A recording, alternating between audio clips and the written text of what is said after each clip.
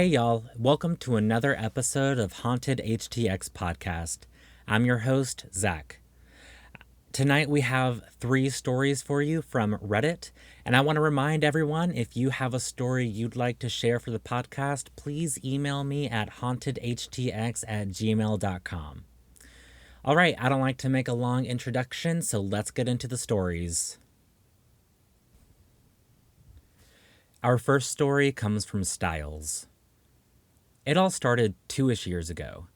I would be in bed on the top floor. My house has a basement, main floor, and top floor. And I would hear what sounded like someone walking across the tile floor in my kitchen, creeping into the living room, and then booking ass down the basement stairs. I thought nothing of it because my brother lives in the basement. Until one night it happened, and I texted my brother to see why he was being so loud.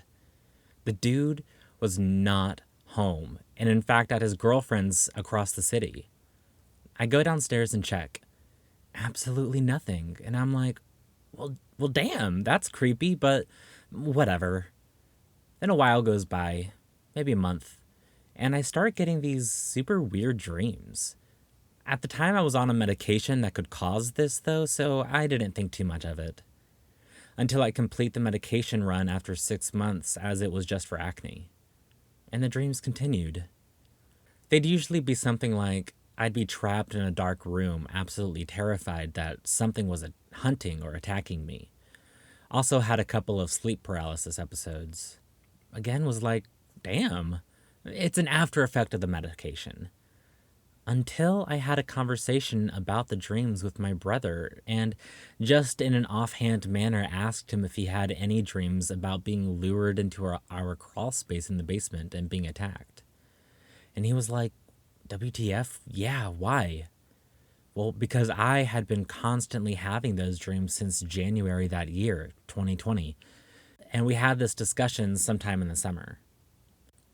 I'm having a normal dream, but somehow this darkness appears, and this would translate into any of my dreams. A hole, a hallway, but the only one that was constant was my crawl space. The first time this dream happened, it went something like this. My brother was in front of our crawl space door, just under our basement staircase. He says, I need to tell you something, and beckons me to follow him into the space. I do, and the room goes dark. I turned to my brother, and all I could remember seeing was this tall, completely black, featureless figure. And all I said was, that's not my brother. And then I couldn't move, and cried for help. And the dream ended. I was freaked out.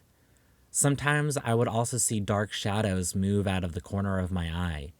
Or I would be in that state where you're mostly asleep but still aware, and I could feel someone touching me, sometimes in a sexual manner, and sometimes I couldn't move.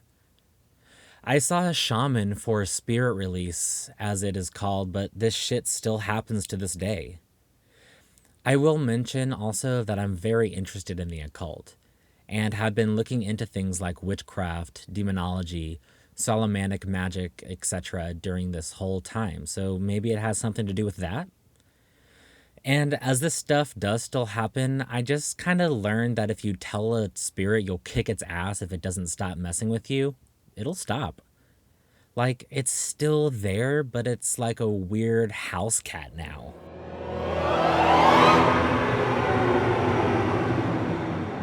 This next story comes from MegaZXretro on Reddit, titled The Bellevue Hauntings.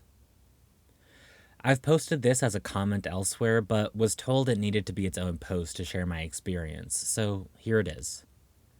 I was born and grew up in a town called Shrewsbury in Shropshire, England.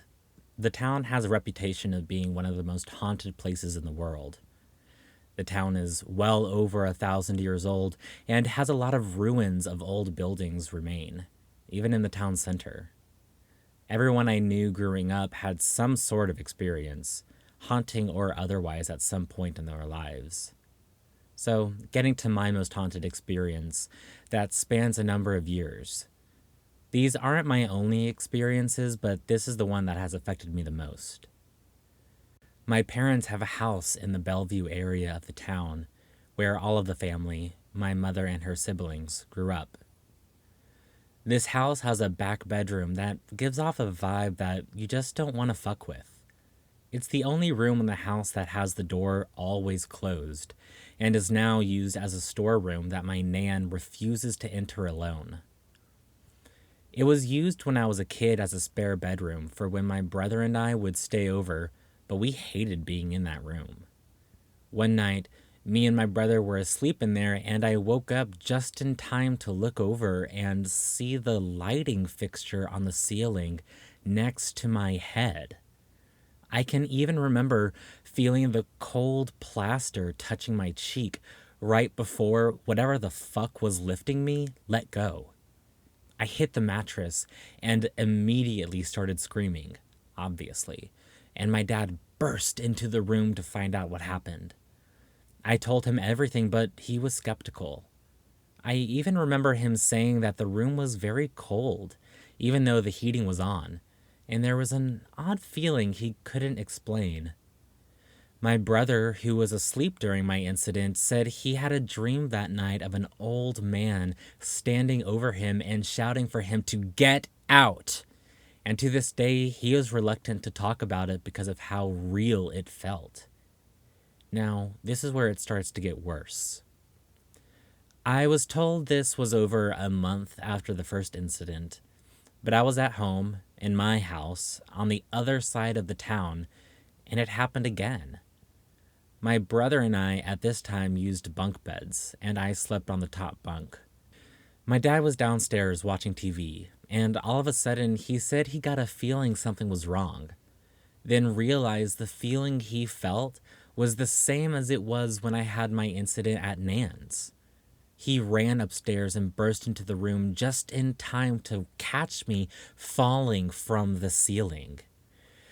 I had been picked up, lifted over the bed's safety rail, and was hanging with my head tilted toward the ground. My dad burst in to see me hanging there in midair for a split second before dropping, and he caught me. He was terrified and could never explain what happened. Nothing ever happened again until I was in my mid-20s. My nan was headed out somewhere for an overnight stay, so I said I would stay the night, feed the dogs, and sleep on the sofa. I did everything stated, went to sleep on the sofa, but woke up in the morning in the spare room at the back of the room behind a load of storage boxes. It took me 5 minutes of moving the boxes out of my way to reach the door to get out.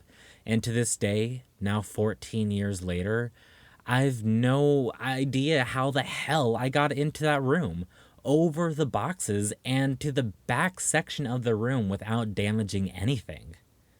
I've never been more frightened after waking up in all my life, and I've never stayed another night in that house since.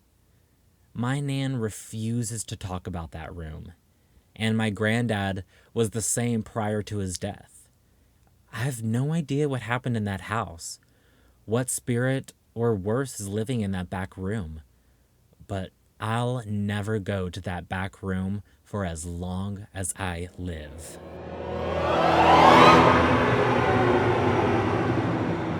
Our last story tonight comes from Thisispepits on Reddit. So we all had different experiences with the house. My siblings, who are all 10 plus years older, got to experience more. We moved out of it when I was 17. My dad always tells us how it belonged to a drug lord before us. This is in Peru, so you can imagine it wasn't so weird.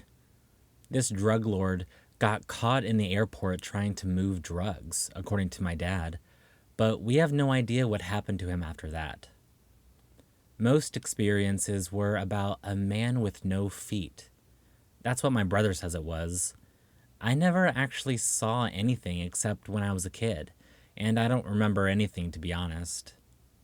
Back then, my parents had a lot of money, so we always had 1 or 2 housekeepers and 1 or 2 chauffeurs.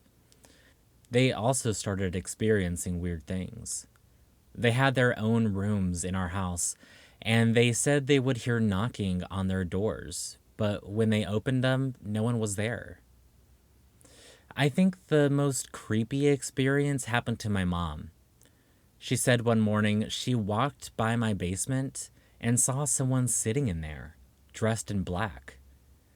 My mom thought it was one of the housekeepers, so later on she asked the other housekeeper to call her, but apparently she hadn't come to work that day.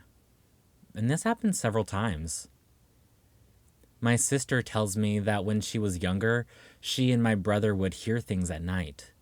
For example, they would hear the piano playing. I also heard it several times, but I was so used to it that I didn't think anything of it. There's the time they heard a loud bang in the middle of the night, and when they went to explore, there was a big piece of wood in the middle of the living room, which came from absolutely nowhere. Then there was the housekeeper who, to this day, swears somebody stole her frozen chicken. It's so funny. I always laugh when she tells this story, but she swears it's true. She says other creepy things happened to her and one of the chauffeurs, who swears the cupboards in the kitchen opened by themselves one time. He passed away, so there's no way to ask him, sadly. We've talked about it some, and we all think it was a good spirit. Turns out one time my aunts, who are considerably younger than my mom, played with a Ouija board and were told there was a spirit there. My mom once saw a white dog in the house when we didn't have one, and I think folklore says it means it's not an evil spirit. Now, about the man with no feet. My brother says that some spirits have no feet because they aren't linked to the earth or aren't on the earth. I had two experiences. The first one was when I was like 5 or 6. I can't remember. My eldest sister, the hardcore atheist who doesn't believe in paranormal stuff, tells me we were in her room and I was sitting on her bed looking out the door. Then I pointed at the door and said, "Who's that angel?" And my sister asked, "Which one?" And I responded, "The one standing by the door." Then she rushed to the door and closed it. I don't know why, though. A few years later, when I told this story, I said I walked up to the angel and it just disappeared, leaving me in the dark. But I don't remember this, so I'm not sure how that story went. Maybe it was another time. The one thing I do remember happened when I was 16 or 17. Back then, I had a cat. She would do the normal cat thing and stare at nothing and hiss. But she got so angry sometimes, her tail would go all puffy. So this one time, I was in my room watching TV. The bathroom was inside the room and near my bed. And then suddenly, this loud crash was heard. It sounded like a mirror was broken. At least that's what I thought at the time. I immediately thought it had been my cat, so I turned toward the sound and yelled her name. But when I turned back around, my cat was sitting near the TV, looking at the bathroom with huge eyes, but she wasn't hissing. I got so scared I grabbed my cat and ran out of my room. My mom and dad appeared. My dad was on the first floor, which was kind of far away, and he said he heard a loud bang. I told him I heard it come from my bathroom, and he went in to investigate. But there was nothing there. Nothing. I looked for days and never found anything that could have been the origin of the sound. And my room was at the border of the house. Besides was the neighbor's patio. So it was impossible for a sound so loud to seem like it was coming from inside my bathroom. There were a lot of weird things that happened, but most of them happened when I was young. My second sister, not the oldest, says she would constantly dream of a mysterious man, but that she was always scared. And then one time in her dreams, she yelled at him and told him to leave the house. She never dreamt of him again, and things calmed down a bit. Anyway, a lot more things happened, but I don't think I'm a good storyteller. Oh, and fun fact, I was so traumatized by that house I developed nyctophobia. Still am extremely afraid of the dark, to the point that I get anxiety attacks. But funnily enough, once we moved, the phobia got better. I was even able to sleep without the lights on a couple of times. And also, my cat never again stared at the wall hissing in our new place.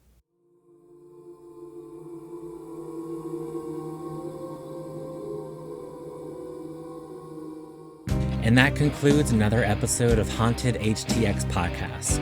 I hope y'all enjoyed it, and please don't forget to leave a 5-star review and a positive message if you like the podcast. It really helps to get the podcast out to more people. And if you have a story you'd like to share, please email me at hauntedhtx@gmail.com. I want to give a special thanks to Stiles, MegaZXretro, and Thisispepits for sharing their stories, and always to Oscar for making the intro music. And if you want to connect on social media, you can find us on Twitter and Instagram at hauntedhtx, and Facebook at facebook.com/hauntedhtxpod. Hope to see you there. Bye, y'all.